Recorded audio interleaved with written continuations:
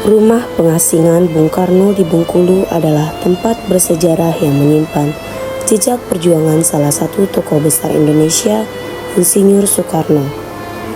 Rumah ini berlokasi di Jalan Soekarno-Hatta, Kelurahan Anggur Atas, Kota Bengkulu, dan memiliki peran penting dalam perjalanan hidup Bung Karno, terutama pada masa-masa menjelang kemerdekaan Indonesia. Bung Karno diasingkan ke Bengkulu pada tahun 1938 oleh pemerintah kolonial Belanda. Pengasingan ini adalah lanjutan dari pembuangan sebelumnya di Ende Flores. Ketika itu, Bung Karno dianggap berbahaya karena pemikirannya yang kritis terhadap kolonialisme dan visinya untuk kemerdekaan Indonesia. Alhasil, ia dipindahkan ke Bengkulu untuk membatasi pengaruhnya terhadap pergerakan kemerdekaan yang mulai berkembang di berbagai daerah. Selama berada di Bengkulu, Bung Karno tinggal di sebuah rumah bergaya kolonial yang sederhana, namun memiliki nilai sejarah besar. Rumah tersebut memiliki bangunan khas era kolonial dengan dinding kayu dan atap seng.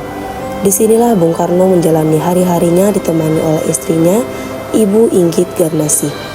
Selain itu, di tempat ini pula Bung Karno mengenal sosok Ibu Fatmawati yang kelak menjadi ibu negara pertama dan turut menjahit bendera pusaka merah putih.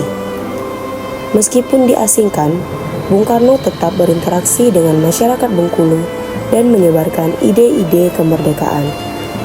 Ia sering mengadakan pertemuan, ceramah, serta aktivitas sosial lainnya bersama warga sekitar. Selain itu, Bung Karno juga aktif dalam mengembangkan organisasi Muhammadiyah di Bengkulu, sebuah gerakan Islam yang berfokus pada pendidikan dan pembaruan sosial. Hal ini menunjukkan bahwa meskipun dalam keterbatasan, semangat juang Bung Karno tidak pernah padam. Selama di Bengkulu, Bung Karno juga terlibat dalam pembangunan Masjid Jami Bengkulu yang hingga kini menjadi salah satu ikon sejarah di kota tersebut. Masjid ini mengalami renovasi besar-besaran di bawah arahan Bung Karno, yang juga memiliki keahlian dalam bidang arsitektur. Pada tahun 1942, pengasingan Bung Karno di Bengkulu akhirnya berakhir seiring dengan kedatangan Jepang yang menggantikan kekuasaan Belanda di Indonesia. Bung Karno kemudian dibebaskan dan mulai memainkan peran yang lebih besar dalam perjuangan kemerdekaan Indonesia. Meski singkat, masa pengasingan di Bengkulu memberikan banyak pengalaman dan kenangan yang berharga bagi Bung Karno. Area total kediaman tersebut mencapai 4.813 meter persegi. Luas bangunan rumahnya sendiri mencapai 162 meter persegi. Bangunan rumah utama atau bangunan induk berada di tengah-tengah halaman, dilengkapi pavilion di belakangnya. Atap bangunan rumah ini berbentuk limas, tidak berkaki dan memiliki dinding polos, serta pintu dan jendela berdaun ganda.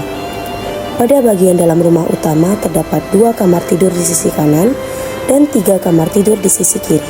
Selain itu, di bagian kanannya terdapat bangunan yang terdiri atas 5 petak yang memanjang ke belakang. Bangunan tersebut memuat kamar mandi, gudang, dan dapur. Kemudian di belakang rumah juga terdapat sebuah sumur tua. Menurut warga setempat, konon air dari sumur itu dapat membuat wajah seseorang awet muda. Selain itu, air sumur tersebut juga dipercaya bisa mendatangkan jodoh. Terdapat berbagai peninggalan Bung Karno selama masa pengasingan di dalamnya. Antara lain, buku-buku bacaan, sepeda ontel, naskah sandiwara yang ditulis Bung Karno, hingga kostum grup Monte Carlo. Kini rumah pengasingan ini menjadi museum yang terbuka untuk umum. Di dalamnya pengunjung bisa melihat berbagai peninggalan termasuk barang-barang pribadi Bung Karno dan foto-foto sejarah. Para pengunjung dapat membeli oleh-oleh khas Bengkulu yang disediakan oleh UMKM yang berada di belakang rumah Soekarno. Rumah ini menjadi saksi bisu perjuangan dari seorang tokoh yang rela diasingkan demi mencapai cita-cita kemerdekaan bagi bangsa Indonesia.